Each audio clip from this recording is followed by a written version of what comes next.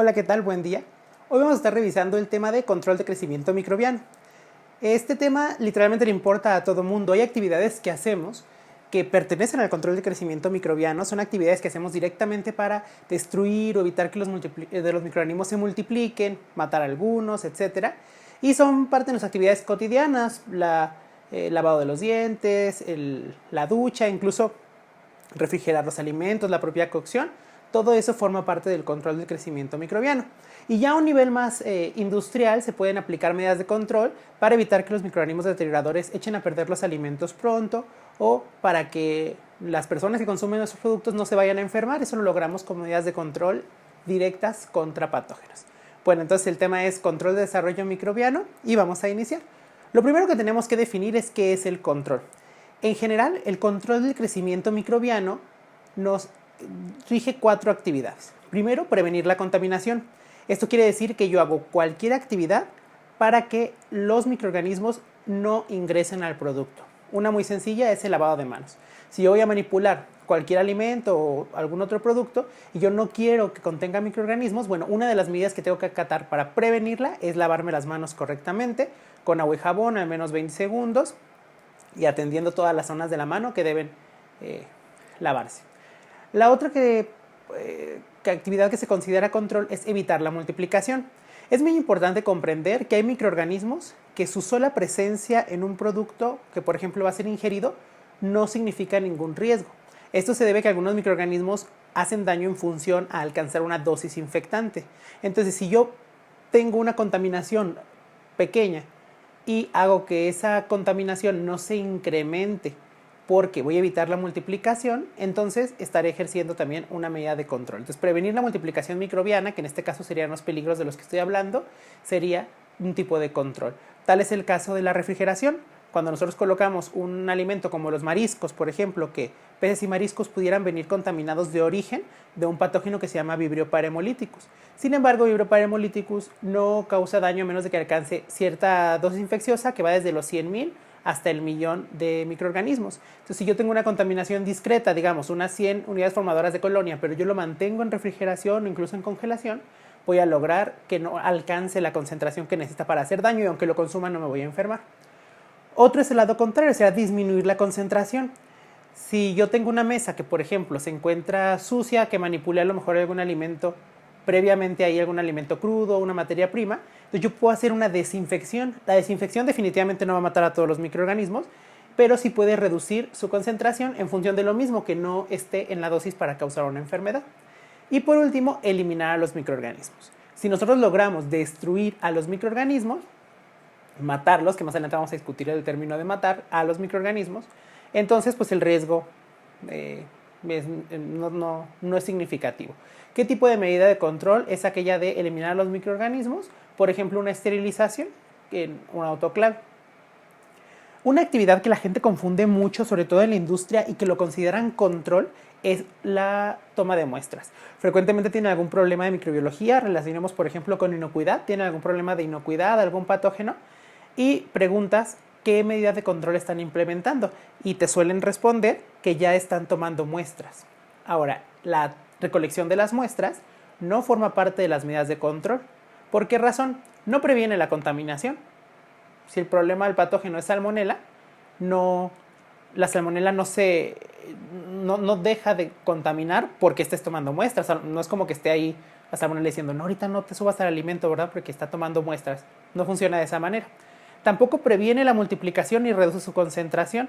Las salmonelas no dejan de multiplicarse porque alguien esté tomando muestras o reducen su concentración, se empiezan a asustar y no se multiplican o literalmente se empiezan a morir algunas por efectos de muestreo. Y tampoco se mueren, como no es una medida para eliminar microorganismos, no terminan completamente inactivados, a lo mejor les da un infarto del susto y se mueren. Solo en ese caso serviría como una medida de control. Claramente el muestreo no lo es. No con esto quiero decir que la recolección de muestras sea inútil, es de hecho muy importante porque te ayuda a recabar información para darle sustento a eventuales medidas de control. Pero si tú cuando estés trabajando tienes un problema de inocuidad y solamente vas en la parte de tomar muestras, no estás ejerciendo ninguna medida de control. Otro aspecto muy importante que tenemos que considerar es justamente para qué desarrollar estas medidas de control, cuál es la utilidad que van a tener. La primera, y de hecho casi siempre la visión que mucho de la industria tiene, este es una principal objetivo, es prolongar la vida de anaquel. Porque todo aquel deterioro que esté relacionado a microorganismos, un grupo de microorganismos que se llaman deterioradores, si yo puedo controlar esos microorganismos, el deterioro va a ser menor. Un ejemplo es la pasteurización de la leche. Si tú tienes una leche que no está pasteurizada contra una leche pasteurizada almacenadas en la misma condición, la leche que no está pasteurizada va a ser la que se va a deteriorar primero por efecto de los microorganismos que contiene. Toda esta ciencia que estudia cómo controlar estos microorganismos por métodos físicos, por métodos químicos, cambiando las cuestiones físico-químicas del alimento, todo eso entra en una subrama de la microbiología que se llama conservación. Por otro lado, el otro objetivo que tiene el desarrollar medidas de control por parte de la industria es prevenir las enfermedades de las personas que consumen nuestros productos. Entonces, ahí estaríamos tratando de controlar a unos microorganismos que se llaman patógenos. Y toda esta ciencia que se encarga de esto es la inocuidad de alimentos. Entonces, aquí el problema es que algunas medidas de control te sirven para ambas cosas, como la pasteurización que mencionábamos antes también va a destruir patógenos. Sin embargo, puede haber medidas de control que tengan efecto sobre deterioradores y no así sobre patógenos. Pensemos en un agente que no mate a los microorganismos, pero sí detenga su multiplicación. Para un deteriorador es importante porque el deterioro va acompañado con la multiplicación de los microorganismos, pero para muchos patógenos no importa, porque si la dosis infecciosa es, por ejemplo, una célula, 4 células, que tú hagas que deje de multiplicarse, te sirvió para deterioradores, pero no te sirvió contra patógenos, porque hay patógenos que es una célula, 4 celulitas, ya causan la infección. Así que tú detienes la multiplicación, pero no los matas, igual te enfermas cuando te lo comas. Ahora, cuando un microorganismo se expone a estas medidas de control, ¿qué le pasa a él? Tenemos 4 principales efectos, y vamos a enlistarlos como del menos grave para el microorganismo hacia el más grave. Entonces, lo menos grave es que se estrese. El estrés es un daño fisiológico, pero se caracteriza porque es un daño fisiológico no letal. Se le dice que es un daño fisiológico subletal. Es decir, sí estructuralmente o en sus enzimas o material genético pudo haber sufrido algún daño físico, pero el estrés es reversible. Quiere decir que si yo le doy las condiciones, este microorganismo va a poder reparar ese daño y va a salir del estado del estrés. ¿Cómo se manifiesta en el laboratorio, por ejemplo, con un microorganismo que es incapaz de multiplicarse en medios selectivos, es decir, que tienen inhibidores, que tienen sustancias tóxicas, que bajo la condición óptima las aguantarían perfectamente, pero si están dañados, si tienen la pared celular dañada, la membrana dañada, etcétera, esas mismas sustancias que antes no le hacían nada, ahora sí lo pueden terminar de inactivar, y cuando yo siembro veo los cultivos y no tiene nada, y no porque no esté, sino porque está estresado. Lo que sigue ahora es desestresar ese microorganismo con una serie de medios de cultivo que se llaman medios de preenriquecimiento. Y ahora ustedes pensarán, bueno, si está estresado y está tan dañado físicamente, pues igual a lo mejor cuando me lo como no le pasa nada. Más o menos. Primero, el microorganismo en efecto está estresado, es de principio pensaríamos menos susceptible, pero un poco más susceptible a el ácido del estómago, etcétera. Pero ocurre lo siguiente. Primero, que estos microorganismos cuando se encuentran en condición de estrés activan ciertos genes que les van a servir para sobrevivir. Estos mismos genes resultan ser factores de virulencia, es decir, les van a ayudar a enfermar con mayor facilidad. Pensemos simplemente en la cápsula. Un microorganismo que esté estresado, que a lo mejor no va... Una de las maneras que va a tener de tratar de protegerse es el uso de la cápsula, formar una cápsula que es una cubierta de exopolisacáridos. Sin embargo, esa cubierta, además de que le va a proteger físicamente, va a hacer que el sistema inmune no lo reconozca bien, le va a facilitar la adherencia en los intestinos y lo va a aislar de sustancias tóxicas que hay alrededor, por ejemplo, antibióticos o desinfectantes. Entonces, un microorganismo que resulta estresado, que ha activado factores para sobrevivir, también ha activado factores de virulencia extra y por lo tanto la enfermedad no nada más puede facilitarse, sino puede a veces ser más grave de lo que hubiera sido antes. Además de eso que mencionamos, los organismos pueden reconocer ciertos sitios que son su hábitat como aquellos en los que va a desarrollarse de manera óptima. Entonces un microorganismo estresado, pero que su hábitat es el intestino, si llega al intestino va a encontrar todos los recursos y todos los medios para poder sobrevivir. Más allá del estrés, hay un tipo de estrés muy severo que es el estado viable no cultivable. Este estado se parece al primero, la definición sería la misma, nada más que aquí a este microorganismo también le cuesta trabajo crecer en los medios de preenriquecimiento. Revertirlo de la condición de estrés es muy grave y a veces hay que ponerlo específicamente en sustratos o con ingredientes para un sustrato tan específicos o prolongar mucho los tiempos de incubación para verlo.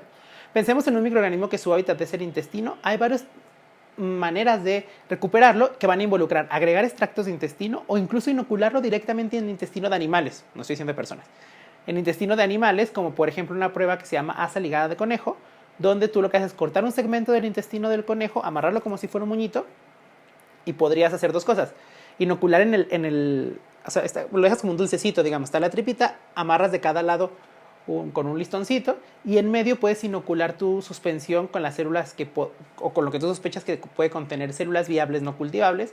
Las dejas así durante un tiempo en una cámara de humedad y después tomas tu muestra de ahí del centro del intestino y puede ser que lo hayas recuperado.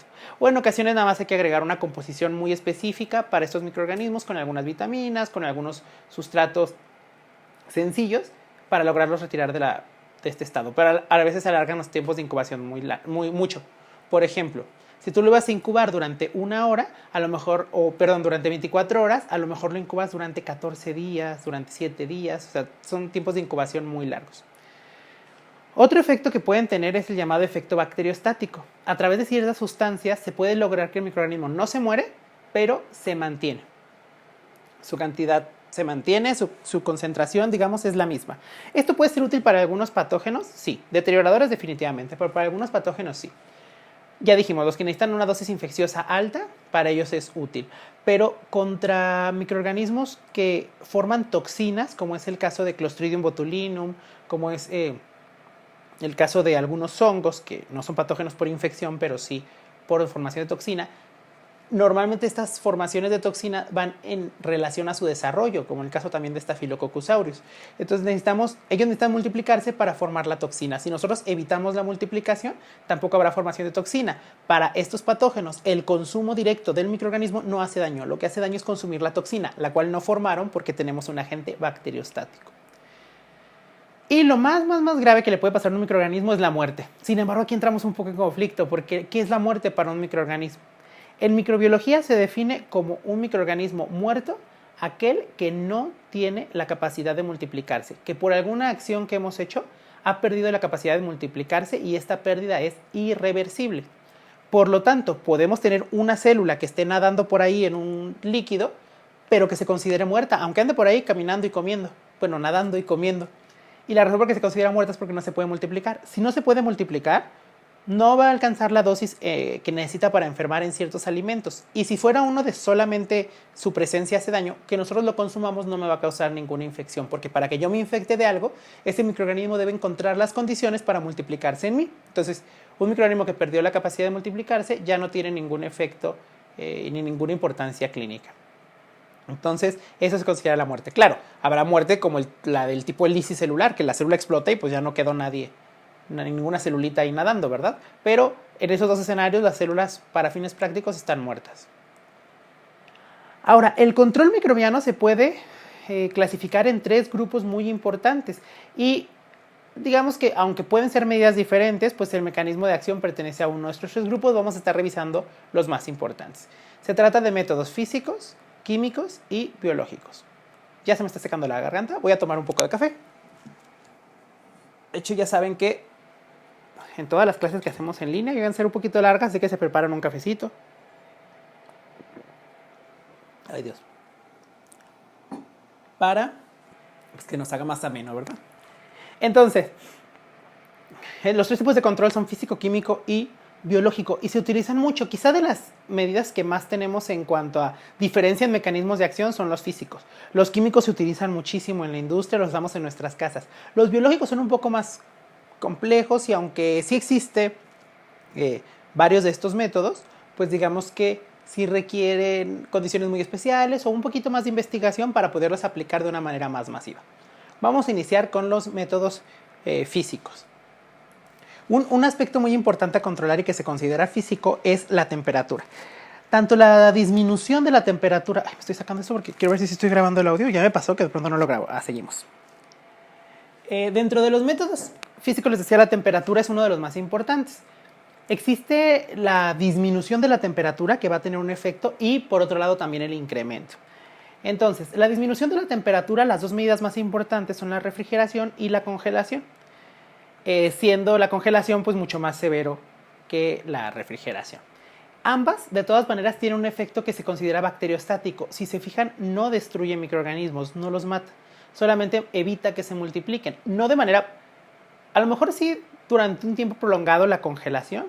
La refrigeración digamos que lo retrasa, más que inhibirlo por completo, lo retrasa un poco. Porque al final, por ejemplo, piensa en tu refrigerador, igual los alimentos se pueden echar a perder ahí. Nada más que en lugar de deteriorarse al tercer día, pues a lo mejor te aguantan una semana o poco más.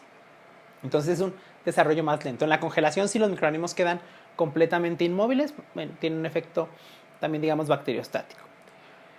Y bueno, fíjense, aquí hay un aspecto muy importante. Cuando los alimentos deben mantenerse en refrigeración, hay dos vertientes. Uno es que el alimento recibió un tratamiento y se debe mantener en refrigeración hasta que se abre porque ya se expone al ambiente, digamos que de fábrica salió estéril. Entonces, si yo lo abro, ya le entran microorganismos del ambiente y ya ahora hay que mantenerlo en refrigeración, ¿no? Antes no y ahora sí, después de abrirlos. Por otro lado tenemos los que se mantienen en refrigeración todo el tiempo. Estos, desde que están en la planta, cuando se transportan, cuando llegan a los anaqueles, al supermercado, y cuando los tenemos en casa deben guardar esa que se llama cadena de frío. Violar la cadena de frío, romperla, tiene un daño irreversible en cuanto a la carga microbiana y también a veces en cuanto a algunas características organolépticas. En cuanto a la carga microbiana, lo que ocurre es que imagínense que yo tenía o tengo en mi alimento cuando salió de fábrica que estaba bien la temperatura que debía estar en refrigeración, a lo mejor tiene 100 células y yo necesito para enfermarme 10,000. Entonces tiene 100 células y como la legislación dice que no debe rebasar la dosis infecciosa o tanto menos, ese alimento perfectamente salió de la fábrica apto para el consumo humano. Ahora imagínense que durante el traslado no se mantuvo la cadena de frío. Yo puedo pasar de tener 100 células a tener a lo mejor 1 millón, 10 millones, 100 millones, porque no guardé la cadena de frío, entonces los microorganismos empiezan a multiplicarse. El problema es que cuando yo me doy cuenta de que no se guardó la cadena de frío, una actividad que se hace comúnmente es volverla a empezar. Es decir, ya salió de la fábrica, no se guardó la cadena de frío, llega a la tienda y ahí sí lo vamos a refrigerar. Ese traslado donde no estuvo en la cadena de frío provocó que se incrementara la cantidad. Ya ahora hay una dosis infecciosa y lo malo es que la refrigeración ni la congelación matan microorganismos. Así que si yo tenía 100, llegaron a los 10 millones y bajo la temperatura otra vez, 10 millones van a quedar. Entonces ya no es apto para el consumo. Entonces la cadena de frío debe guardarse estrictamente durante todo hasta que sea pues consumido por del consumidor. Entonces es un problema. También algunas características como cambios de color, o sea, más organolépticas, gasificación, etcétera, pueden también tener el cambio y regresarlo a la refrigeración podría no resolver el problema. Ahora, por el lado del incremento de la temperatura, ahí sí tenemos varias maneras que a lo mejor son muy conocidas, pero en todos estos casos hay que calcular algunos parámetros que se llaman parámetros de control. El primero que tenemos se llama punto de muerte térmica. Para todos estos parámetros hay que considerar, así, pero van a ser como combinaciones, la temperatura a la que se va a llegar, el tiempo en el que va a estar esa temperatura y la carga microbiana, ¿ok? Entonces, un punto de muerte térmica lo que hace es calcularme cuál es la temperatura mínima que yo necesito para causar la muerte de todos los microorganismos que estén ahí en 10 minutos, o las bacterias que estoy probando, microorganismos que estoy probando, que quiero evaluar. Eso quiere decir, pruebo diferentes temperaturas manteniendo el tiempo estable, 10 minutos. Yo voy a calentar a 70 grados durante 10 minutos, a 80 grados durante 10 minutos, a 90 grados durante 10 minutos, y de ese barrido yo veo cuál es la temperatura mínima para destruir a todos los microorganismos. Eso se llama punto de muerte térmica, se abrevia como PMT. Por otro lado tengo lo que se llama tiempo de muerte térmica. Ahora, yo tengo que decidir, lo voy a hacer como al contrario del anterior. Aquí lo que voy a hacer es que voy a dejar una temperatura establecida y voy a estar probando diferentes tiempos. Se define como el tiempo mínimo necesario para que mueran todas las bacterias de una suspensión a una temperatura determinada. ¿Por qué es esto importante? Muchas veces los productos no se pueden calentar tanto. Entonces, pensando por ejemplo en un colorante que se va a usar como aditivo en algunos productos, yo digo, ok, yo lo más que puedo calentar este colorante para que no se me deteriore es 60 grados, 65 grados, 60, 65, una cosa por ese parámetro. ¿Va a causar una muerte inmediata a esa temperatura? Probablemente no, pero sí puede tener cierto efecto antimicrobiano. Entonces yo lo que hago es que lo dejo a esa temperatura pensando 65 grados y voy probando dejarlo 1 minuto, en otra muestra 2 minutos, en otra muestra 3 minutos, 4, 5, 6. Y entonces puedo yo calcular cuánto es lo mínimo que necesito para matar a todas las bacterias a esa temperatura. Yo ya sé, ok, sí lo puedes calentar a 65 grados, pero va a durar 1 hora a esa temperatura. Contra que si lo hubiera calentado a 100, debía mantener 1 minuto. ¿Sí se fijan? Estable se mantiene la temperatura y yo calculo cuánto tiempo. Se abrevia como TMT. Y por otro lado tenemos un parámetro que es probablemente el más utilizado en cuanto a estos tratamientos térmicos, que es el tiempo de reducción decimal, o que también se le llama valor D. Aquí yo voy a calcular otra vez tiempo, pero este tiempo no es para destruir a todos los microorganismos. Van a ser, bueno, tiempo y temperatura, voy a considerar esa combinación y yo voy a ver cuál de esas, qué combinación en particular me reduce el 90% de la población bacteriana, normalmente calculado en minutos, pero entonces yo voy a decir, ok, yo tengo un producto que lo puedo mantener a tales temperaturas. Y luego voy a evaluar por cada temperatura un tiempo. Entonces, si yo digo que lo voy a eliminar a 70 grados, digo que lo voy a dejar a 70 grados, 1 minuto, 5 minutos, 10 minutos, 15 minutos, para calcular cuánto tiempo me toma, pero no matar a todos, reducir 90%, que es lo mismo que un logaritmo, es decir, 90% de la población bacteriana.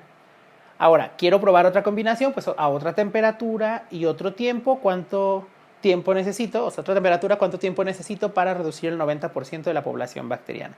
Y eso se le conoce como valor D. Ahora, por otro lado, tenemos otro concepto que es el valor 12D. Si yo quiero evaluarlo para un patógeno, el patógeno más resistente a la temperatura del producto que yo manejo, pensemos en un esporulado como Clostridium botulinum, yo digo, ok, mi producto lo puedo calentar máximo a 80 grados. ¿Cuánto tiempo necesito a 80 grados para reducir un logaritmo? Vamos a decir que 1 minuto. Entonces yo a 80 grados, 1 minuto, mato un logaritmo.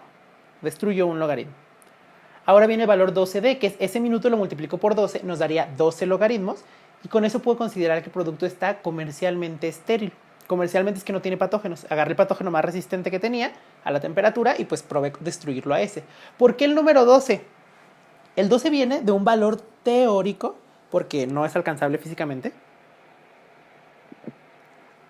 que es la máxima carga microbiana. En general se establece que ningún organismo puede alcanzar una carga microbiana de más de 12 logaritmos. Y esto es porque no tendrías producto. Una biomasa concentrada puede alcanzar los 12 logaritmos, pero un producto, un alimento no, porque no habría alimento, no es una biomasa. Sin embargo, como valor teórico se maneja el 12D porque además te da cierto parámetro, ¿no? Digamos, a lo mejor la carga máxima que puedo tener en mi producto de un patógeno son 5 logaritmos. Bueno, yo aplico el 12D para reducir 12 logaritmos y tener ese margen intermedio. Entonces se utiliza mucho en las empresas y se manejan como productos comercialmente estériles. Otra manera y a partir de aquí las maneras del calor, del incremento de la temperatura, ya lo vamos a ejemplificar. Uno es el calor seco. El calor seco es aquel que está mediado por colocar el producto directamente en el fuego o por colocarlo en hornos, por ejemplo, que tengan aire caliente. Vamos a hablar directo con los productos en el fuego. Ahí podemos identificar dos maneras principales, que sería la incineración y el flameado. Y tú pensarás así como, ¿para qué voy a incinerar un producto? Pues ¿qué voy a vender? En efecto, nada. El asunto con la incineración es que cuando tú tienes un problema de inocuidad con tu producto, ya no puede salir a la venta. Y debes evitar que los trabajadores se enfermen, a veces por accidente, la gente se enferme por accidente incluso. Esto quiere decir que, por ejemplo, si yo mando un lote de un producto, imaginen uno para exportación, lo mando hacia Estados Unidos y en frontera me le hacen pruebas microbiológicas y me sale que ese producto está contaminado con un patógeno, entonces yo tengo que evaluar qué me conviene hacer. No lo voy a traer de regreso, más si estoy en medio sur del país, no voy a traer de regreso el camión para que me traigan mi producto porque en primera aquí tampoco lo voy a poder vender. Y segunda, sería una falla de ética intentar venderlo a sabiendas de que está contaminado. Entonces lo que se hacía antes, por ejemplo, hace mucho tiempo, era que se cavaban pozos así en la tierra como tipo vertederos y ahí se arrojaba todo este producto alimenticio, se cubría con tierra para que ya se reincorporara a los ciclos biogeoquímicos. Sin embargo, esto generó un problema porque las personas con escasos recursos veían dónde se enterraba la comida y luego iban y la desenterraban. Y ustedes decían, ay, pues ¿por qué mejor no se la regalaban a ellos, verdad?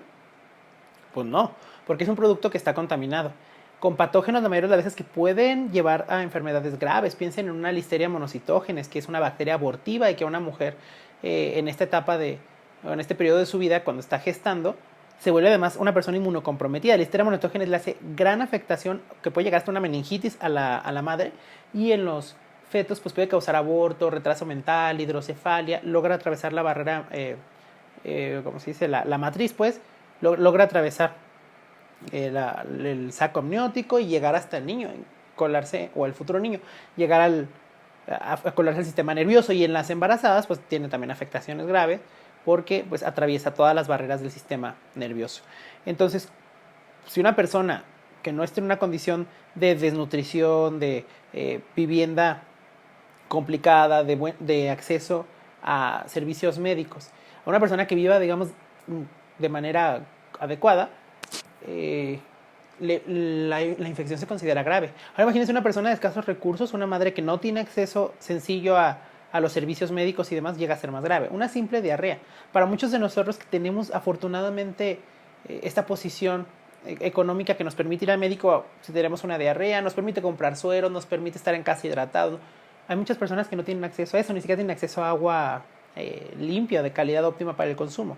Entonces, si estas personas van y se enferman de salmonela, es muchísimo más grave a que nos enfermemos nosotros.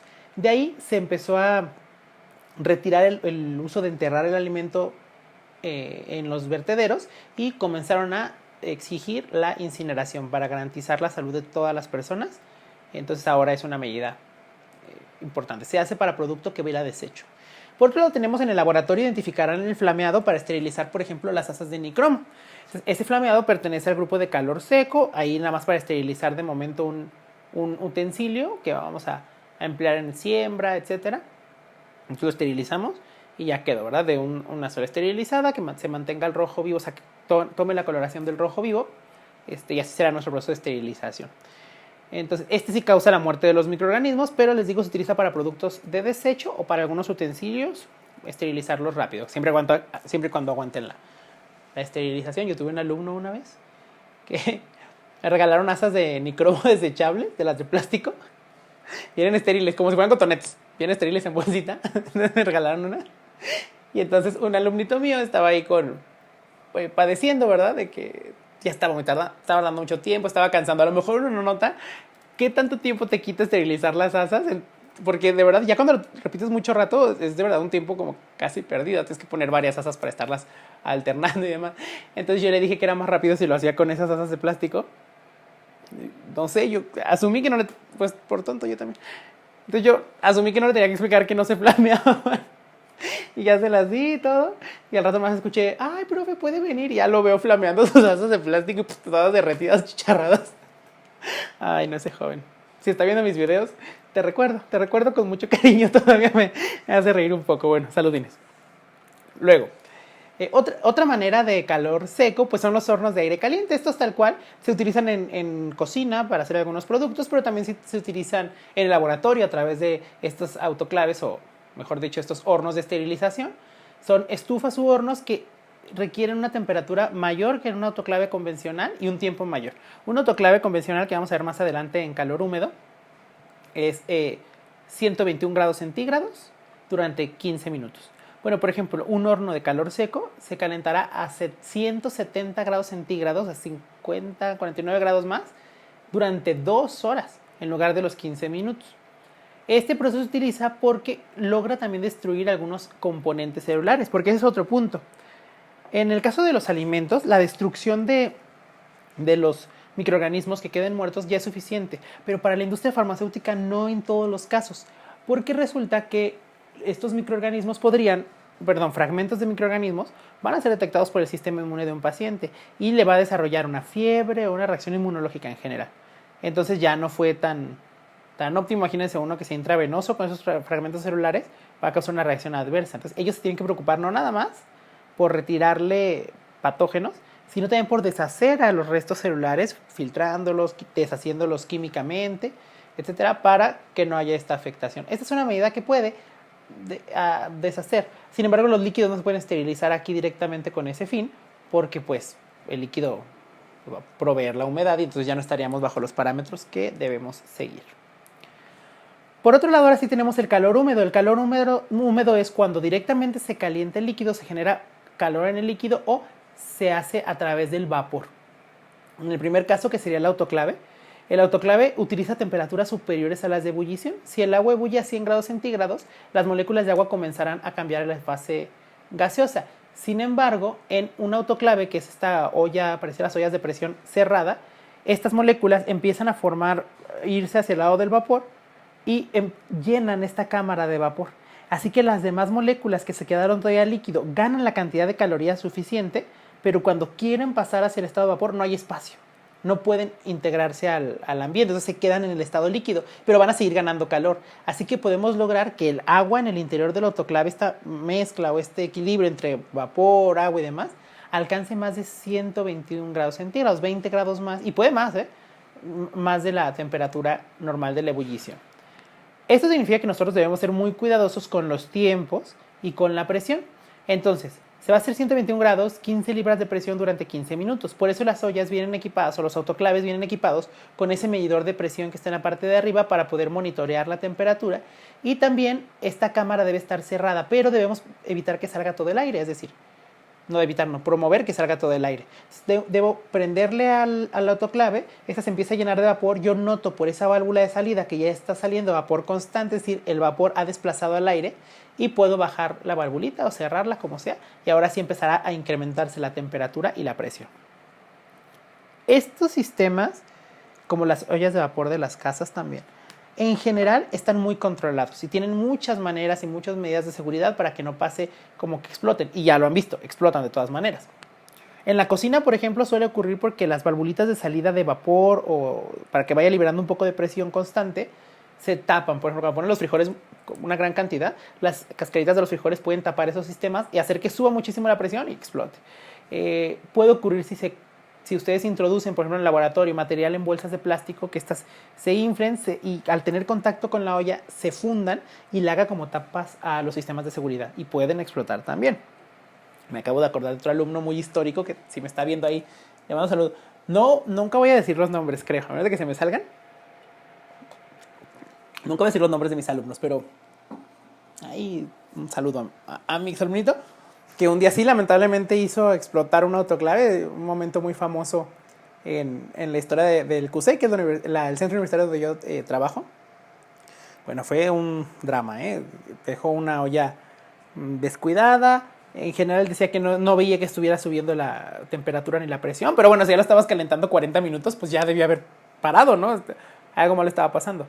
Hasta que de pronto y por suerte sin que él estuviera dentro del cuarto porque salió a avisar que no iba a alcanzar a llegar a una clase, una cosa así, explotó. El autoclave destruyó ventanas, destruyó el mismo autoclave pues quedó destruida, material que estaba a un lado. Había estudiantes en el laboratorio, por suerte nadie en ese cuarto, así que solamente fue pues, el sustazo, ¿verdad? Entonces puede ocurrir, deben manejarse con mucho cuidado y no dejarlas trabajando sin estarlas monitoreando con frecuencia porque pueden ocurrir este tipo de accidentes. Algunos aspectos clave también de los autoclaves es, primero, que si voy a esterilizar algún material, por ejemplo un sólido como una pipeta o algo así, el vapor debe tener contacto con esa pipeta que yo quiero esterilizar. Una práctica no recomendable, por ejemplo, para esterilizar las pipetas, es colocar nada más papel aluminio para cubrir los bordes de las pipetas.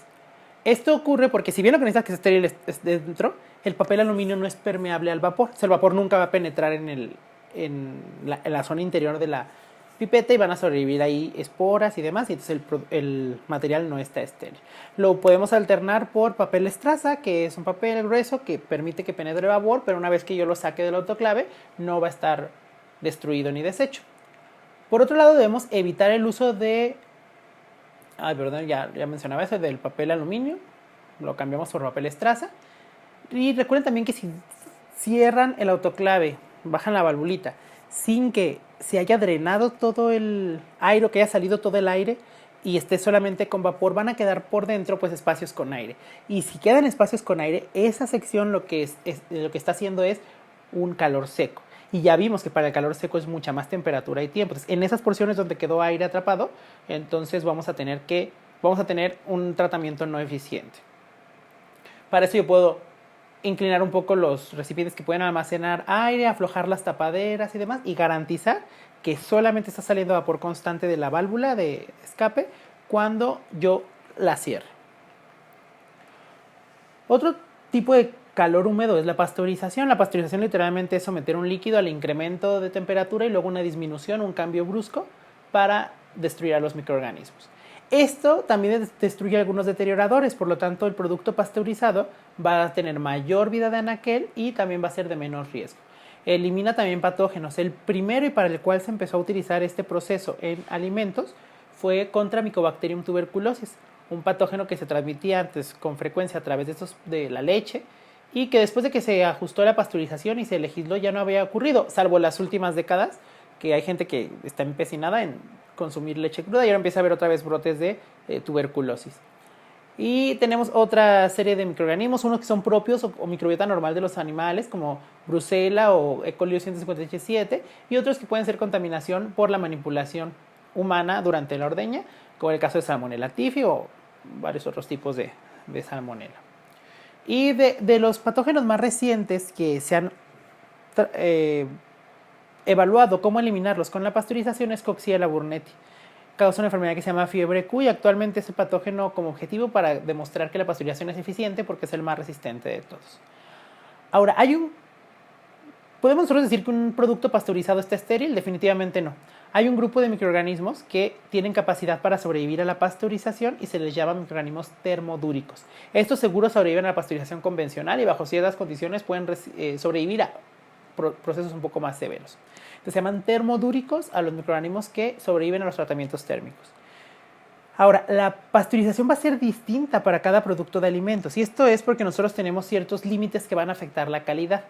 Un producto que es más sensible a la temperatura, pues se puede calentar menos, por lo tanto al calentar menos voy a tener que alargar los tiempos de tratamiento. Entonces un producto que puedo calentar a temperaturas muy altas lo voy a tener que dejar pocos segundos, mientras que uno que puede calentar a temperaturas bajas lo puedo dejar horas. Ahora, el calentamiento va a ser menos eficaz para productos viscosos y en general para productos que tengan más grasa. Esto es porque la grasa cumple o tiene un efecto protector contra la temperatura para los microorganismos. Entonces yo tengo que hacer una validación de que las condiciones de pasteurización que estoy aplicando a mi producto son las que debemos aplicar. Por ejemplo, vamos a comparar estos tres tipos de pasteurización, la lenta o clásica, la de corta duración a alta temperatura y la de temperaturas ultra elevadas. Entonces, comparando las temperaturas, del primero son 63 grados centígrados, del segundo 72 y del último 140 grados, pero vean el tiempo. Cuando son 63 grados lo dejo media hora, cuando son 72 grados lo dejo 15 minutos y cuando son 140 grados lo dejo 3 segundos. ¿Sí lo ven? Difieren en su efectividad, sobre todo relacionado a la temperatura, pero el tiempo es muy importante para no afectar la calidad. Ahora viene la irradiación, que este tema es un poco polémico, ¿verdad? Más por el consumidor que luego le tiene miedo a la radiación, porque ahorita hablamos de eso.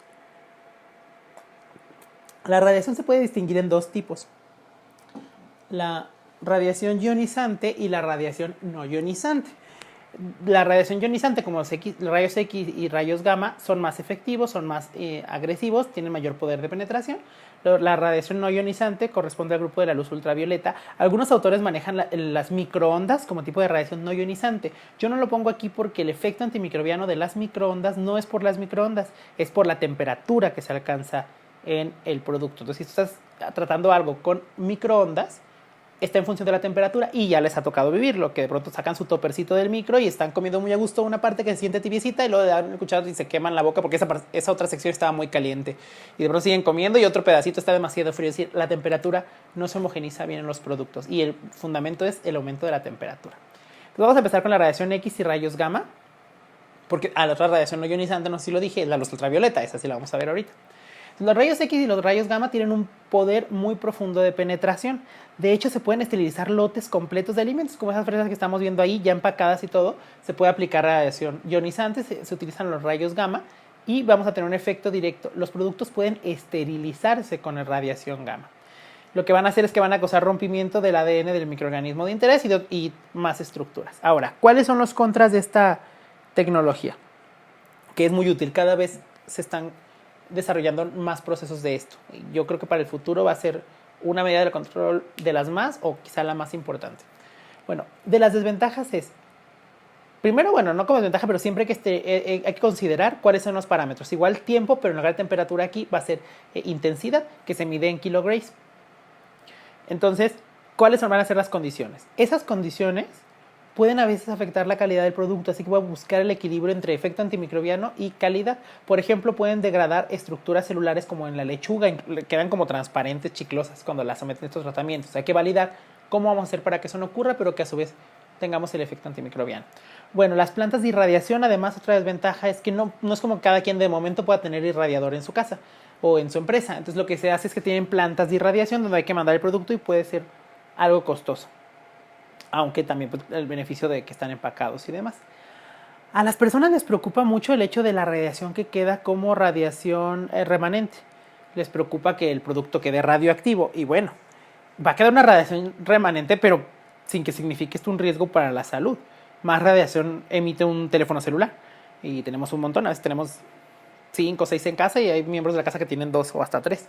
Entonces, no aún la radiación que quedaría remanente no llegaría a ser suficiente como para que signifique un riesgo por radiación. Las antenas de teléfono que tienen en su casa se hacen más. Entonces, no sería como tal un problema. Por otro lado, tenemos los rayos ultravioleta. Los rayos ultravioleta tienen poco poder de penetración. De hecho, diríamos que es más bien superficial. Es una radiación no ionizante, pero lo que hace es que la doble hélice del ADN es separada y si hay cerca entre ellas nucleótidos complementarios, sobre todo de timina y de adenina, se separa, se unen entre ellos y luego cuando yo dejo de aplicar la radiación, el ADN ya no se puede renaturalizar y estoy matando microorganismos. Es directamente por la desnaturalización y formación de dímeros de las bases nitrogenadas. Este se utiliza mucho, sobre todo para esterilizar material y para esterilizar, tratar, porque no me atrevo a decir esterilizar, porque tendremos que tener como las pruebas de que eso está ocurriendo, pero al menos sí reducir la carga microbiana tanto de superficies como de utensilios. Se utiliza, por ejemplo, acoplado a tratamiento de embudos y portafiltros en la filtración por membrana, en cabinas de bioseguridad, en campanas de flujo laminar y demás, se acoplan estas lámparas. Lo han visto ustedes en peceras, por ejemplo. Se utiliza bastante, su uso es bastante difundido. El problema es que no tiene poder de penetración, entonces para tratar un producto alimenticio sí tendría que ser un tratamiento muy superficial y tendría que ser un tratamiento de pocas unidades. Porque hay un cuento ahí que, bueno, les voy a contar. No le digan a nadie. Yo conozco un caso aquí en el país, algo sonado, de una leche en polvo que se distribuye de manera pública. Se encontraba en costales y había dado positivo para un patógeno. Entonces, en lugar de desechar ese lote completo, lo que hicieron fue llevar los costales a una cámara donde le aplicaron luz ultravioleta, como luz ultravioleta así esas de antro. Y lo dejaron 15-20 minutos, luego lo sacaron y ya lo empezaron a distribuir de esa manera. No tiene caso. La radiación para pasar la luz ultravioleta no iba a penetrar en esos costales. Entonces no tenía caso haberlo hecho y fue nada más, pues ahí, como le dicen, terapia ocupacional. Ahora, por otro lado, podemos hacer una remoción física que no destruya microorganismos, como es la filtración. La filtración involucra esa remoción de bacterias, principalmente, a través del paso por filtros. También ahí se puede esterilizar el gas o el aire de una área dentro de una empresa. Se puede hacer haciendo pasar el aire por ciertos filtros. Y también algunos productos que son sensibles para el calor, líquidos, pues no los puedo calentar, pero los puedo esterilizar a través de la filtración. Este proceso, miren, esa imagen que se observa ahí está un filtro. Estamos viendo esos agujeros, esos redondos negros, son los poros, y estamos viendo esas células de color verde cómo están quedando retenidas en el filtro. Ahora, cabe aclarar que los filtros, por lo tanto, se van a convertir en una especie de reservorio, un concentrado de microorganismos, los que yo estoy haciendo pasar por el líquido. Si yo no le doy tratamiento a esos filtros o no los cambio con la frecuencia, ahora me está concentrando los microorganismos, que si llega a tener el filtro una fisura, una rotura, los microorganismos, el concentrado se va a empezar a colar por ahí y a veces, si no lo aplico bien, me puede salir peor los filtros que no hacerlo. Ahora, del lado del control químico podemos hablar Primero, de los conservadores, que son un tipo de aditivos que lo que hacen es retrasar el desarrollo de microorganismos que causan deterioro. Y lo que hace es que previene el desarrollo de patógenos y de toxinas, como habíamos dicho antes, es un agente bacteriostático. Esa imagen que estamos viendo ahí es de una salsa búfalo, que yo les invitaría mucho a que hicieran este ejercicio en su casa. Existe, sobre todo en la página de la FDA, explicado con más detalle y más actualizado, toda una serie de aditivos, entre ellos conservadores, que están permitidos y bajo cierta concentración. Yo les invito a este ejercicio, a mí se me ocurrió hacerlo gracias a un profesor en el posgrado que me pidió que preparara la clase de conservadores y que hablara de los conservadores más utilizados en alimentos. Y entonces yo me di cuenta que la lista de conservadores muy utilizados era infinita. Entonces se me ocurrió el ejercicio que es el que les quiero proponer que ustedes hagan, que es que vayan a su alacena y de todos los productos que puedan, saquen cuáles tienen conservadores, cuáles no, y dentro de los que sí, qué conservadores son y en qué concentración están. Luego revisen esa lista de la FDA, vean las concentraciones para las cuales fue aprobado y analicen si ese producto cumple. Ahí les dejo un ejemplo de cómo lo hice yo, que es esa salsa búfalo, que bueno, ahí está la descripción de los ingredientes y encontré el conservador, que en este caso es benzoato de sodio y está en 0.1%, cumple con la especificación para este tipo de producto. Los invito a que lo hagan, que por pura curiosidad se pongan a ver qué tipo de conservadores y otros aditivos, como estamos viendo ya el amarillo, ¿qué es? Ocaso, qué tipo de aditivos son los que tienen, cuál es su utilidad. Por otro lado, se van a encontrar productos que no tienen aditivos y que tienen largas vidas de anaquel, no tienen conservadores. Por ejemplo, muchos enlatados. Ustedes dirán, oye, ¿por qué este enlatado no tiene ningún conservador? Casi todo producto que va a tener vida de anaquel larga deberá tener un conservador. Eso puede ser útil o es útil, pero si yo aplico un tratamiento térmico severo como el que se aplica en las latas, entonces yo no necesito conservador porque voy a matar a todos los microorganismos de la lata, adentro de la lata. Entonces ya no la vuelvo a abrir nunca, no la vuelvo a exponer al ambiente y es válido no agregar conservadores. Después podríamos mencionar como otro tipo de control químico los desinfectantes, que para no hacer más largo este video, porque este tema merece su profundidad en particular, los voy a invitar a que vean otra clase que preparé, que es justamente mecanismo de acción y empleo de desinfectantes. Les dejo ahí el link, también lo vamos a poner en la descripción del video para que ustedes puedan ir a revisar ese, y ahí sí ya se habla con mucho detalle cómo elegir un desinfectante, los tipos de desinfectantes, 5 ejemplos de los más comunes, cómo es que funciona el alcohol, el cloro, las sales cuaternarias de amonio, el ácido peroxiacético, entre muchos otros que se emplean. Ahí los pueden revisar en ese video con muchísimo más detalle. Del otro lado tenemos el control químico que está proporcionado por los antibióticos. En el caso de los antibióticos vamos a clasificar entre los antibióticos que son contra microorganismos gram positivos, de aquellos que son contra microorganismos gram negativos o los que son de amplio espectro. Entonces puedo yo tener un antibiótico que puede ser de origen natural, sintetizado por otros microorganismos, o puede ser de origen sintético y que pueden estar diseñados para microorganismos en particular o los que tienen un amplio espectro. Es muy importante mencionar que en el uso de antibióticos, para la parte clínica, pues se utiliza mucho, pero como medida de control en productos está difícil, salvo aquellos que son veterinarios y que se aplican bajo prescripción de un veterinario, aplicarlos de otra manera puede ser un problema. En el caso, por ejemplo, de los pollos que se les aplican antibióticos en el alimento de manera preventiva, un antibiótico no se puede utilizar o no se debe utilizar de manera preventiva, porque los microorganismos, al estar en contacto con él al inicio, pueden desarrollar resistencia, pueden seleccionar cepas resistentes, y esto nos generaría el problema de que pues que tenemos ahora, que es la resistencia a antibióticos, que si tenemos 11 antibióticos de elección, que ya tenemos bacterias que son resistentes al 9, 10 de los antibióticos, nos dejan con menos recursos. Por otro lado, también es como muy importante aclarar que a pesar de que pueden tener efectos adversos como ganancia de peso, etcétera, no sería correcto aplicarlo con esos fines tampoco, porque alterarían eso. No es correcto aplicarlos en la leche, por ejemplo, para reducir la carga microbiana y que me la acepten en un establecimiento. Por eso hacen pruebas de residuos o restos de antibióticos a los productos lácteos. Si se lo damos a algún animal, puede arrojarlo también directamente en la leche o puede quedarse alojado en la carne, en algunas vísceras, y ya estar consumidos productos con los antibióticos. No hay que usarlos de manera preventiva y no hay que usarlos de manera fraudulenta. Y al mismo tiempo podemos tener antibióticos que son sintetizados por otros microorganismos durante el proceso normal de elaboración de los productos. Y por último tenemos el control biológico. Se trata de control biológico cuando yo pongo a competir a los microorganismos entre ellos, que puede haber un antagonismo o una competencia, como en el caso que estamos viendo ahí es un efecto que se llama efecto Nurmi, que es complementar la alimentación de los pollos con probióticos y prebióticos. El prebiótico es el alimento del probiótico. Y yo lo que hago es proteger la microbiota intestinal del pollo para que si él llega a estar en contacto con un microorganismo patógeno, este por competencia sea inhibido o no se pueda adherir a los intestinos y sea expulsado. Funciona también en los humanos. Por otro lado, tenemos mecanismos de predación o directamente infección. Predación es como, por ejemplo, utilizar células como paramecios para eliminar algunos microbios o algunas bacterias del agua. Y luego ya es más fácil quitar el paramecio porque son enormes. Hay investigación al respecto, aunque todavía no se distribuye o no se usa de manera cotidiana. Por otro lado, tenemos infección.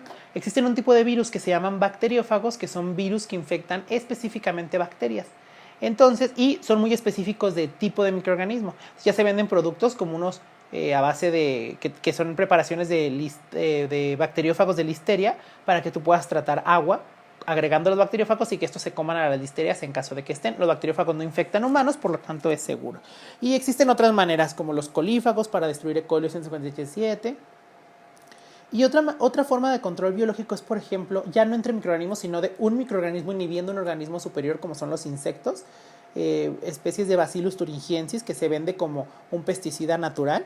Se hacen preparaciones de este microorganismo. Es un bacillus esporulado y aparte tiene un cristal que es una toxina que afecta el sistema nervioso de los insectos. Y también físicamente les puede hacer daño, porque son como agujitas. Entonces, este se asperja directamente en los campos de cultivo para tener protección contra algunas plagas. Y no afectan de ningún modo a los humanos, entonces se puede utilizar. Y por último, vamos a poner algunos ejemplos de cómo hago yo para evaluar la efectividad de estas medidas de control y si yo estoy empleando métodos físicos, químicos, etcétera, ¿cómo puedo yo hacer para evaluar que están siendo efectivos? Voy a hablar de las pruebas más sencillas. Obviamente hay pruebas mucho más complejas de laboratorio, procesos muy extensos, pero fundamentados principalmente en esto que vamos a hablar. Entonces, unos primeros son los que se llaman indicadores físicos. Este que estamos viendo ahí en esas imágenes son las que se les llama cintas testigo, que son cintas que tienen un patrón que se ve de color blanco, a veces no se ve, que yo lo coloco directamente sobre lo que voy a tratar y luego lo someto al tratamiento. Vemos que hay cintas para algunos gases, como el óxido de etileno, para temperaturas, y una vez que se expone y se alcanza el factor para hacer la conversión de color, pues va a cambiar a negro. Esa tira que estamos viendo arriba se cambia de color de blanco a negro cuando se llega a los 121 grados. Esto me ayuda a mí para evaluar que llegó a la temperatura, pero no me ayuda a evaluar que estuvo el tiempo necesario. Yo lo pongo en un autoclave, sé que llegó a los 121, pero no sé si duró los 15 minutos, porque en cuanto llega, cambia de color. Les digo de lo de los gases también, una situación similar. Entonces, estos de los indicadores físicos se utiliza mucho, aunque no debería ser la única prueba que yo tome en consideración. Estos que estamos viendo aquí se llaman indicadores biológicos. Estos funcionan un poco mejor. De hecho, los sistemas como los que estamos viendo ahí tienen acoplado tanto el sistema físico como el biológico. Entonces, vamos a concentrarnos en el rojo de acá porque creo que es donde se ve más claro. En el rojo que está hasta la derecha, vemos primero este taponcito rojo que la sección de arriba es una barrera que es permeable al vapor. Entonces, el vapor va a ingresar por ahí. Luego, donde está la etiqueta, además de colocar la información, tiene una banda de color azul. Esa banda va a cambiar de color si se llega a la temperatura, como en el caso de la cinta testigo. En la parte de ahí se ve un tubo pequeño de color naranja, es un tubo de vidrio que contiene un medio de cultivo que tiene ese indicador para ver si el microorganismo se desarrolla, interpretándolo como un cambio de color. Y hasta abajo podemos notar un rectángulo de papel. Ese lo que hace es que esté impregnado de endoesporas bacterianas, de algún microorganismo que sea muy resistente a la temperatura, por ejemplo Geobacillus. Entonces lo que se hace es lo siguiente, se somete junto con tu ciclo de esterilización, metes ese indicador biológico y debería entrar el vapor por la tapadera y destruir, si las condiciones de tiempo y temperatura fueron adecuadas, va a destruir a los microorganismos que están en ese papelito. Una vez que ya se sometió a ese tratamiento, tú lo sacas, esperas a que baje un poco la temperatura y luego con las manos, desde el tubo de plástico que está afuera, rompes el tubo de vidrio que está dentro. Al reventarse liberará esos caldos, se pueden ver morados o naranjas, y van a impregnar el papel. Si en el papel no sobrevivió ningún microorganismo porque el ciclo estuvo bien, el medio de cultivo se va a mantener del color original. Pero si el microorganismo sobrevivió, yo rompo el tubo, impregna el papel, los microorganismos empiezan a metabolizar los nutrientes del caldo que estaba en el tubo de vidrio y vamos a tener un cambio de color. Puede ser de morado a amarillo, de naranja a rojo, de naranja a amarillo, etc. Cualquier cambio de color me podría implicar que hay microorganismos que sobrevivieron y entonces el tratamiento no fue efectivo. Aquí estaría evaluando tiempo y temperatura por cada lote, pero esto puede considerar en los procesos una medida de verificación. Y bien, otra parte muy importante de la evaluación de esas sustancias antimicrobianas es estas pruebas que me ayudan a estudiar la sustancia a la que yo quiero probar. Imagínense que ustedes tienen un extracto de una planta, el que sea, y ustedes deciden que van a evaluar si tiene efecto antimicrobiano. Lo primero que yo hago es la prueba que estamos viendo ahí. Siembro una caja de Petri por hisopado en toda la superficie como para hacer las pruebas de antibiogramas y después un papel filtro estéril yo lo humedezco con este extracto y lo coloco directamente sobre la superficie de este medio. Lo incubo y cuando sale reviso. Si formó los halos de inhibición tiene efecto antimicrobiano, si no los formó no. Ahora, en esta prueba yo no sé directamente qué concentración ni cuánto tiempo. Luego existen otras pruebas complementarias. La que estamos viendo acá es ya mi producto o mi extracto o mi sustancia que sinteticé, lo que sea, tiene efecto antimicrobiano. Ahora, ¿a qué concentración? La prueba que estamos viendo ahí se llama concentración mínima inhibitoria, donde yo preparo del mismo medio de cultivo diferentes concentraciones de mi extracto. Es decir, a uno lo inoculo con tal cantidad para que me quede tal concentración y ahí de más a menos. Yo todos los inoculo con la misma concentración del microorganismo que quiero probar y busco cuál fue el último tubo o la última concentración a la que tuvimos crecimiento. Imagínense que la que estamos viendo ahí sería una concentración, no sé, la última donde creció del 20% en relación de todo el líquido. Entonces, el 20% es la última, donde se ve esa como turbidez clarita, y luego en la que sigue ya no hay nada de turbidez, entonces esa es la concentración mínima. Si el último tubo de crecimiento fue 20% y el que sigue es 15%, yo sé que lo menos que van a estar de concentración es el 15% en proporción a todo el medio para que exista esta prueba, para que exista este efecto inhibitorio. Después, pero yo aquí nada más sé a qué concentración, no sé cuánto tiempo. Ahora lo que hago es que preparo una serie de tubos, todos con 15% del extracto, y le inoculo el microorganismo una concentración conocida y lo dejo en contacto 10 segundos. Luego tomo una alícuota y lo transfiero a un caldo que me ayude a inactivar, como el caldo que inactiva compuestos fenólicos, alcoholes, sales cuaternarias, etc. Y yo con eso corto el efecto, porque si yo directamente del medio, de la preparación que hice con la concentración del 15%, tomo una alícuota y lo llevo a un medio de cultivo para cuantificar, voy a estarme llevando restos de la sustancia y puedo tener un recuento menor por efecto de una interferencia. Así que lo que hago es que inmediatamente corto el efecto del desinfectante y lo que hago es que ahora evalúo. Hago ese proceso a 10 segundos, 15 segundos, 30 segundos, 1 minuto y demás, y yo puedo establecer de esa forma cómo es o qué concentración y cuánto tiempo es lo que yo necesito para tener un efecto significativo. Bien, pues les agradezco mucho su atención. Ahora, a pesar de tener esta situación de la pandemia, yo solicité un permiso a la Universidad de Guadalajara y me permitieron acudir a uno de los laboratorios a grabar las prácticas. Entonces, esta que estamos viendo aquí de las 3 que mencionamos está en una de las prácticas ya grabadas. Ahora nada más voy a estar editando y los voy a estar subiendo a YouTube. Entre esas tenemos unas llamas como la tinción de Gram, como siembra, técnicas de inoculación, tenemos recuentos por filtración por membrana, por vacío en placa, entre varias otras, la determinación de salmonela, de listeria monocitógenes y demás, que todas grabamos la semana pasada y ya van a estarse liberando. Me falta ir haciendo un poco la edición, que esta va a tener un poco más pues tiene más comentarios, tiene más cortes, etcétera, pero en cuanto estén listas, ustedes pueden estarlas viendo en este mismo canal. También, además del video del que les mencionaba de mecanismo de acción de los desinfectantes, que les recomiendo, en este canal también preparé hace un tiempo una clase de validación que incluye qué necesito yo para demostrar que mis antimicrobianos, que mis medidas de control son efectivas, cómo se aplican en la industria, cómo se monitorea, cómo se verifica, cómo se valida. Todo esto está aquí mismo en el canal para que complementen esta información, ahora sí que para saber un poco más. Les agradezco mucho su atención, espero que esta información les sea de utilidad y nos vemos pronto. Gracias.